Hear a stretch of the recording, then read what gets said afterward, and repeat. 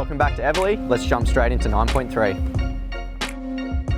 Since our last update, our roadworks have been tracking really well. Down on Sepia Circuit, we've already placed all of our sub-base layer and we're moving on to our base course layer.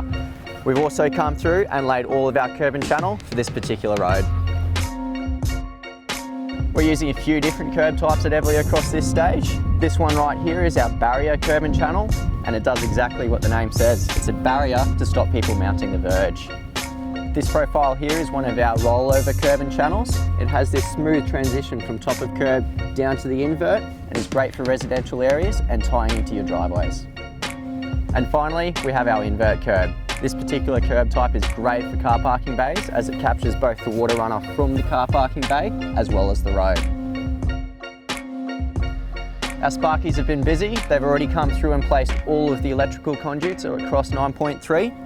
This here is what we call a rag bolt and is essentially the street light footing. Once complete, we can come through and stand our street light and grout between the rag bolt and the base plate. All of our retaining walls have now been posted. We've just got a few more bays left to place. Once that's complete, our landscapers can continue on with their feature fence install. Over in Precinct 9.4, our bulk earthworks is complete. We're at finished surface level, which means we can move on to our civil works. Our first step is to start cutting our retaining wall alignments. This particular wall we've started to cut is what we call a spine wall. We call it a spine wall because it's essentially the backbone of all of our inter-allotment walls. We like to call them finger walls in 9.4.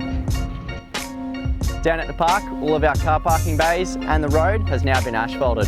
All that's left to go is the line marking. We intend on doing that right before we open. On that note, let me pass you on to Darren.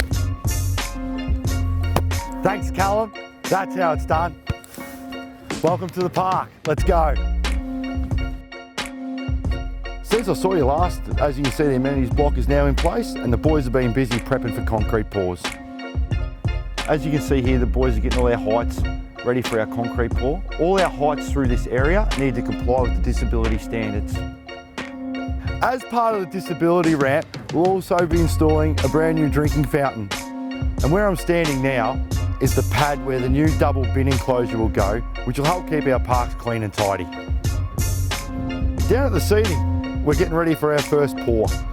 So as you can see, we've got 80 lineal metres of formed up seating, all ready to go, with a really nice consistent curve all the way. Inside the box, we've got all our steel cages and our electrical conduits. They're all set up for our strip LED lighting to go underneath. At the back of the wall, we have a rebate in place.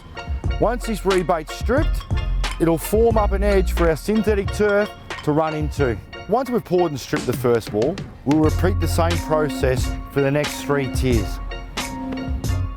All in all, it takes around about a 2-week construct process to do each seat.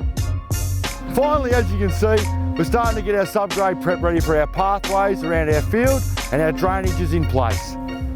We'll see you at the next construction update.